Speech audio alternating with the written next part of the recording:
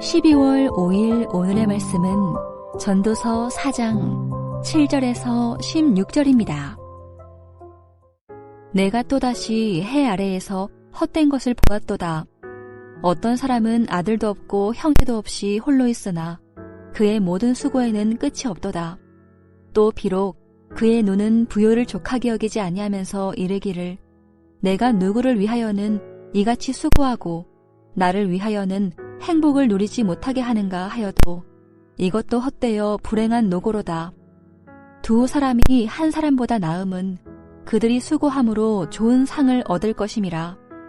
혹시 그들이 넘어지면 하나가 그 동물을 붙들어 일으키려니와 홀로 있어 넘어지고 붙들어 일으킬 자가 없는 자에게는 화가 있으리라. 또 두 사람이 함께 누우면 따뜻하거니와 한 사람이면 어찌 따뜻하랴. 한 사람이면 패하겠거니와 두 사람이면 맞설 수 있나니 세겹줄은 쉽게 끊어지지 아니하느니라. 가난하여도 지혜로운 젊은이가 늙고 둔하여 경고를 더 받을 줄 모르는 왕보다 나으니 그는 자기의 나라에서 가난하게 태어났을지라도 감옥에서 나와 왕이 되었음이니라. 내가 본즉 해 아래에서 다니는 인생들이 왕의 다음 자리에 있다가 왕을 대신하여 일어난 젊은이와 함께 있고 그의 치리를 받는 모든 백성들이 무수하였을지라도 후에 오는 자들은 그를 기뻐하지 아니하리니 이것도 헛되어 바람을 잡는 것이로다. 안녕하세요. 전도서 4장 7절부터 16절 말씀을 함께 묵상하겠습니다. 제가 지난주 전도서를 한번 통독해 보실 것을 추천드렸었는데 해보셨나요? 전체를 한번 읽어보신 분은 특별한 경험을 하셨을 것입니다. 꼭 한번 해보시길 바랍니다. 지난주 전도서 묵상을 하시면서 무엇을 깨달으셨나요? 전도자가 무엇을 이야기하나요? 전도자는 해 아래에서 일어나는 사소한 일들을 알아보려고 노력했습니다. 그렇게 얻게 된 지혜가 무엇인가요? 세상 속에 질서가 있음을 알게 되었습니다. 그래서 전도자는 하나님의 창조 질서에 맞추어 사는 삶, 곧 자연의 섭리에 따라 질서 정연함 속에서 일상을 책임있게 살아가는 것이 무엇보다 나은 것이라고 말합니다. 인생에서 자신의 힘으로 뭔가를 이루어 보려는 사람들은 갖가지 시도를 합니다. 그런 의미에서 전도자가 가르쳐주는 지혜는 헛된 시도를 멈추게 하며 하나님께 온전히 관심을 기울이게 합니다. 그런데 전도서는 하나님에 대해서 그다지 많은 말을 하지 않습니다. 전도자는 그 일을 성경의 나머지 책들에 맡깁니다. 오늘 묵상을 통해서도 전도자가 가르쳐주려는 지혜를 배우길 소망합니다. 오늘 묵상 본문에는 제가 평소 정말 좋아하는 구절이 담겨 있습니다. 전도서 4장 9절부터 12절입니다. 두 사람이 한 사람보다 나음은 그들이 수고함으로 좋은 상을 얻을 것임이라. 또 두 사람이 함께 누우면 따뜻하거니와. 저는 총각 때 결혼을 꼭 해야 하나? 결혼을 하지 않고 혼자서 행복하게 사는 게 더 낫지 않을까를 고민했습니다. 그때 전도서 4장 9절부터 12절의 말씀이 제 마음과 생각에 깊이 새겨졌고 지금도 이 말씀을 기억하며 살고 있습니다. 부부가 어떤 모습이어야 하는지 잊을 때에도 이 말씀이 나침반이 되어줍니다. 7절부터 16절까지 전체를 한번 살펴보겠습니다. 전도자는 내가 또다시 해 아래에서 헛된 것을 보았다 라고 말하며 헛된 것, 곧 헤벨의 주제를 이어갑니다.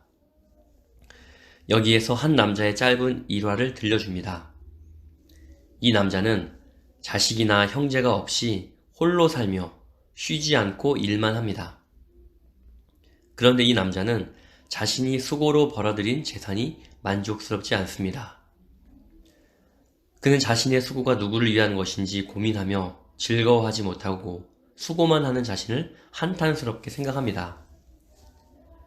전도자는 이처럼 행복을 누리지 못하는 남자의 일화를 전하면서 혼자 사는 것보다는 함께할 동료가 있는 것이 낫다고 말합니다. 그 이유는 분명합니다. 함께 가다 하나가 넘어지면 다른 한 사람이 보호하고 일으켜 줄 수 있지만 혼자 가다가 넘어지면 일으켜 줄 사람이 없기 때문입니다. 경쟁에서 홀로 부를 축적하고 독식하는 것이 승리처럼 보이지만 기쁨을 나눌 사람이 없다면 그 승리가 무슨 이득이 될까요? 그러니 둘이 하나보다 좋습니다. 제가 앞서 이 말씀을 통해 결혼에 대한 마음을 확실히 가질 수 있었다고 말씀드렸습니다.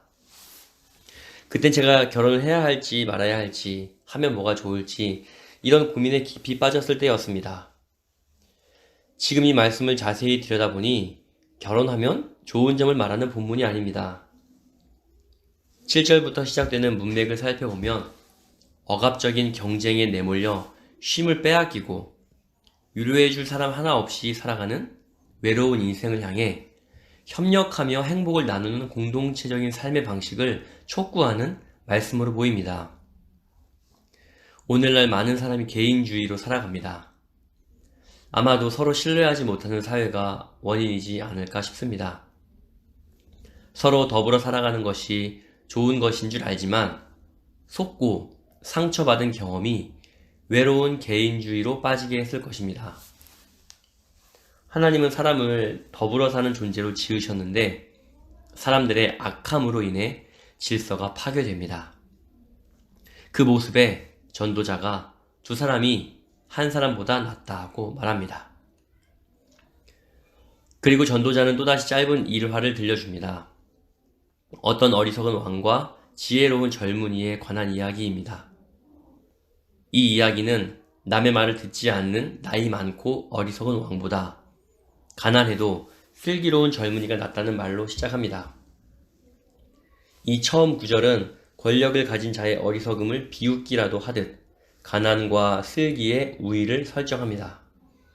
그 후 이야기는 가난한 집안에서 태어나 옥살이를 하다가 풀려나 왕의 자리까지 오른 지혜로운 젊은 남자의 이야기로 전환됩니다. 무슨 이유인지 옥살이를 경험한 젊은이가 있습니다. 아마 구약 이야기에 익숙한 눈치 빠른 독자라면 옥살이를 한 가난하고 슬기로운 젊은이를 요셉으로 생각할 수 있습니다. 전도자가 실제로 누구나 알만한 이스라엘 역사 속의 인물을 끌어들인 것인지는 확실하지 않습니다. 그러나 한 가지는 분명합니다. 앞서 지혜와 어리석음을 빛과 어두움에 비유해 지혜의 탁월성을 말한 전도자는 이제 가난을 뛰어넘는 지혜의 우월성을 말합니다.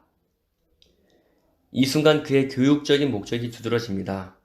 이는 기존의 질서를 뒤집는 삶의 반전을 생각해보라고 권하는 것처럼 들립니다. 전도자는 가난한 집안에서 태어나 왕이 된 젊은이를 사람들이 뒤따르는 것을 보았습니다. 가난하지만 지혜로운 청년이 삶의 본이 되는 능력을 갖춘 듯 합니다. 그러나 전도자는 곧바로 이 희망적인 묘사를 뒤엎습니다.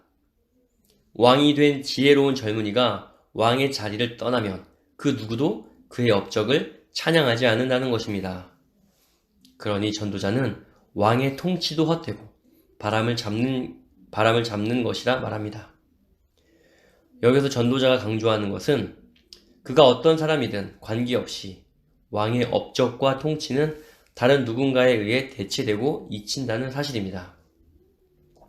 탁월한 젊은 왕의 지혜가 숭상을 받다가도 잊히면 그만인 것처럼 인간의 지혜와 능력이 칭송을 받는다 해도 영원하지 않습니다. 전도자가 말하지 않지만 우리 독자는 스스로 질문을 하게 됩니다. 그렇다면 무엇이 잊혀지지 않고 영원히 기억될 수 있는가? 우리가 전도서를 읽으면서 스스로 질문하고 찾아야 할 지혜입니다. 성도 여러분, 내가 오늘 선택하는 것이 나의 가치관이고 그게 바로 나입니다. 전도자가 기존의 질서를 뒤집는 삶의 반전을 생각해보라고 권한 것처럼 우리 주위에서 당연하다고 생각하는 것들에 질문해보고 현명하게 대답하는 하루 되시길 바랍니다. 아멘.